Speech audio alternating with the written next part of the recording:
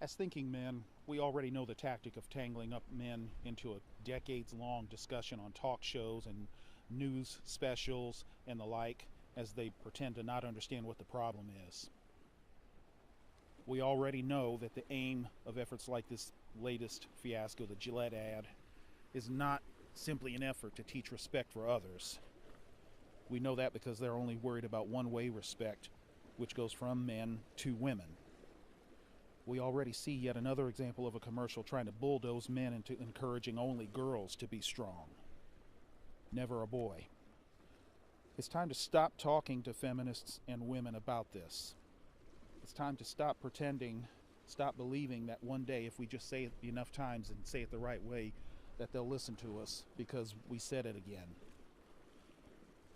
The only necessary talk I can imagine at this point is talking with other men that might be on the edge of becoming red-pilled, men who are struggling with doubt about what's going on and need affirmation that they really are seeing what they're seeing so that they can make an informed decision, and men who are ready and willing to act. Important for us to understand is that people who've been defending this commercial and other efforts to control male thought are saying something undercover. When they did point out that they want men to say and do the right thing in this Gillette commercial, they were careful not to mention that they want women and feminists to have unilateral control over just what qualifies a word or action as right, quote unquote. It sounds like they're in bed with the American Psychological Association, who just released that full frontal attack on traditional quote unquote masculinity. In other words, there is a worldwide repeal and replace attempt going on. Feminists, both male and female, seek to destroy today's masculinity so that they can replace it with one of their own. A masculinity they can control. A masculinity that serves only their own selfish interests. For decades, while telling you that men should not decide laws that will affect a woman's body, as they ignored the body growing inside them, they've been making all these decisions about what and how your every masculine expression and essence, your very essence, should be. All the while not caring at all about anything that you say or think or how it will affect you.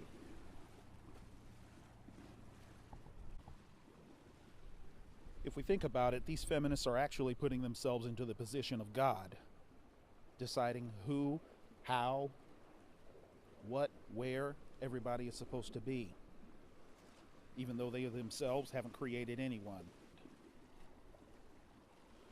Which leads me to point out that those who are seeking to control masculinity are attempting to do it through controlling thought. Once a man is subdued in his thoughts, everything that a man says, does, and owns would now be under the control of another. That is more than something to ponder.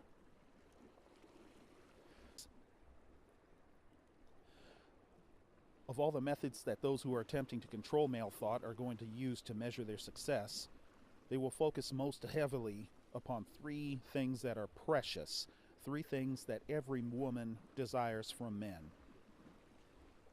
their time, their attention, and their money.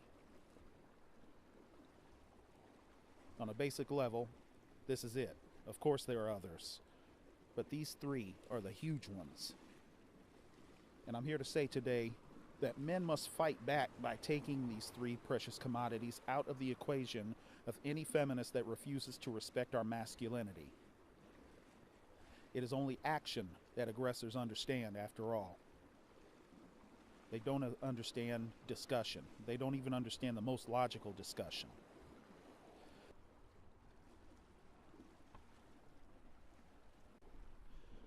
This is especially true of feminist aggressors, as any able-minded man can attest. Knowing that one of a man's most precious resources is time, I want to warn every man against throwing away precious time that he will never get back. Think about that, men. So we should be careful how we spend it, how we invest it. I want to warn every man against throwing away precious time that he will never get back by arguing with feminists. in person, on social media, YouTube, and anywhere else, even about something as infuriating as this, the conversation with the feminists is time thrown away. And as much as all of this should infuriate any thinking man, we must not fall for the bait and start giving feminists our valuable time. Continue to invest your time into things that will build up your masculinity.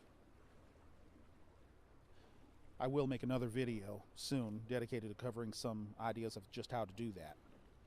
Spend time around other men that build other men up in ways that do not center around women. They do not revolve around women. That's key. Limit conversations with obviously feminist-minded people, knowing that when they seek our time, they are also after the second big prize, which is our attention.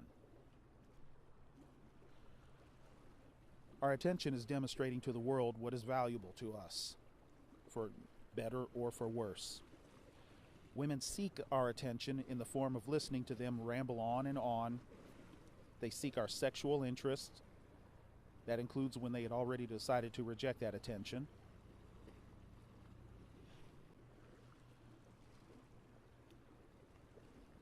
That ranges from the casual look that lets her know we find her physically appealing to our eyes, as well as the more obvious forms. They seek our attention in protective attitudes and action for their benefit in protecting them from other males. They even seek our attention in angry responses to their tantrums. We must take all of that away and keep it away, as long as society at large insists upon belittling, disparaging, mocking, and vilifying masculinity as it was created. Let me carefully say, I'm hands up in favor of red pill rage.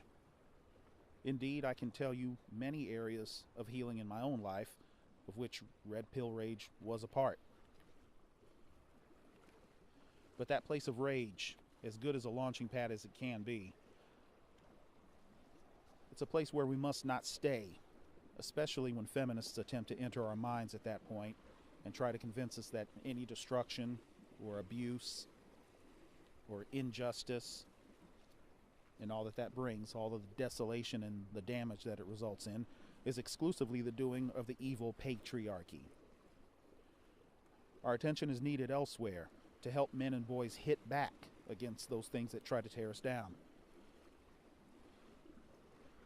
That brings me to the third way we hit back, not only by taking away our time and taking away our attention, but also, obviously, as this last uproar against Gillette has demonstrated, by taking away our money.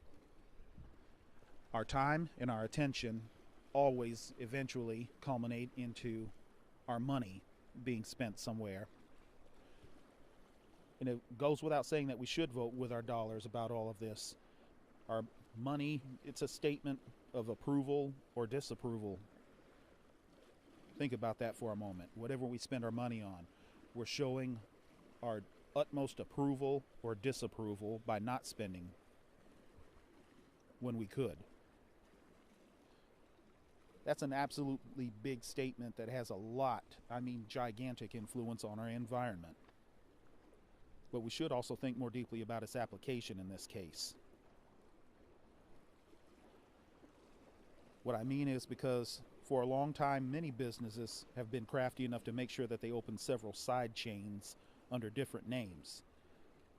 For example, Marathon gasoline stations, they own Speedway gas stations. And some of you have those in cities where you live.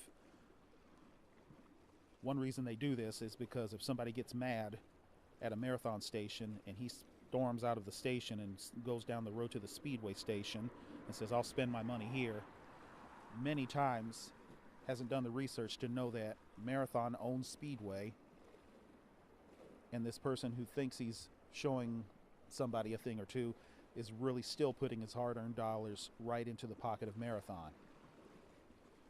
This kind of thing goes on all the time, and sometimes one parent company will simply manufacture many, many, many brands, so many that if you get mad at one brand and you say, I'll start buying this next one, you have no idea you're really buying something from the same parent company, and you're still feeding the coffers of the person who's done you wrong.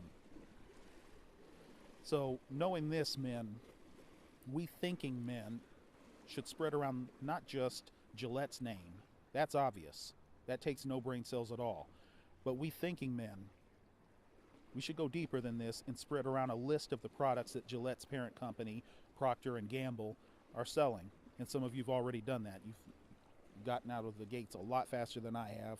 I'm just throwing my hat into the same ring, and I'm going to encourage every man listening to this video to copy and paste the list that's in the description box of this video and pin it up on videos that you make yourself. It might even be your first video, just enough to say, hey, here's a list of companies to boycott. Let's not take this anymore, or however you want to say it. Encourage all men to boycott every last one of them, whether buying them for yourself or whether you used to buy them for your loved ones. And some of you have daughters. I'm talking about the feminine products too. Boycott all of those. Put the list into the comment sections of other videos as well. And encourage people who haven't heard of MGTOW, haven't heard of men going their own way. Men who are tired of a society trying to control what a man thinks and decide for him what he's supposed to be all about. And most importantly, rejecting this grotesque parody of what they've twisted marriage into. That's made it a minefield for any man, no matter what kind of woman he finds. Puts him into the most hostile situation and environment. With all of this, leads me to say that for far too long, the world has had to hear women talk, especially feminist women, is who I'm talking about. Talk about how unnecessary men are, how they really don't need us any more than a fish needs a bicycle.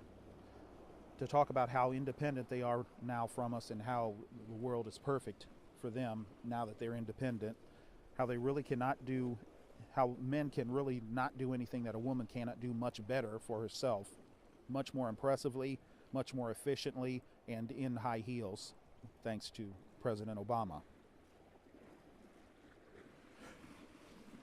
Well, if that's the case, then we no longer will provide you with our service, our protection, or our provision. For far too long, we have seen and heard feminists attempting to control what we say and what we do, as well as where we say it and do it, how we say and do it, and even why we say and do it. And they've done this by constantly complaining that we don't do or say enough good for them, or that we didn't do it or say it the right way or at the right time, in the right tone, with the right facial expression. Abusing a man's natural desire to love a woman through action, by giving to her, by serving her, by protecting her. They've abused that for far too long and used the fact that we really desire no harm to come to them and that we wanted that reciprocated. Not only was it not reciprocated, but our kindness was taken for weakness for far too long. Well, we will now leave them, their girlfriends, their gay friends, and their cats to bemoan the lack of men that are willing to frantically and continually run on the hamster wheel, seeking to at least temporarily evade the label of toxic, while seeking to satisfy the ever-growing, shifting, and morphing list of feminist requirements and requisites of so-called good masculinity. For too long, the loudest and most passionate women have belittled, mocked, weaponized any and all expression of male sexuality, all while attempting to control it with a switch that they can turn on according to their own selfish whims. We will leave those women, especially the feminists, to the wall of silence and all that it entails, as we walk right by. Though they occasionally concede that not all men do this, for too long, women have proceeded to assert that men make every environment toxic, only to hypocritically seek out those areas, infiltrate, and attempt to subdue every comfortable and lucrative male-dominated profession, only the comfortable ones and the lucrative ones. and they attempt to infiltrate and subdue every male conversation, every male interest, every male hobby. And now, if only they could, they would do so with every male thought. We were created male and female, with God-ordained differences. Those differences are to be respected, not altered, and certainly not controlled and manipulated. Men must be careful to provide quality leadership, even now. Maybe even especially now. We must show the difference between hitting back against evil and paying back evil for evil. And we must show it clearly. We've got boys watching us, and those boys need to be protected from feminist influence as well as grotesque parodies of what it really means to be a man with masculinity that God created and put into every man. We must ensure that our responses turn neither to cowardice nor to vengeance. And we must shut down all fruitless conversations, many of which were simply meant to drain time, strength, thought, and resources, and instead go to the action that will finally bring results.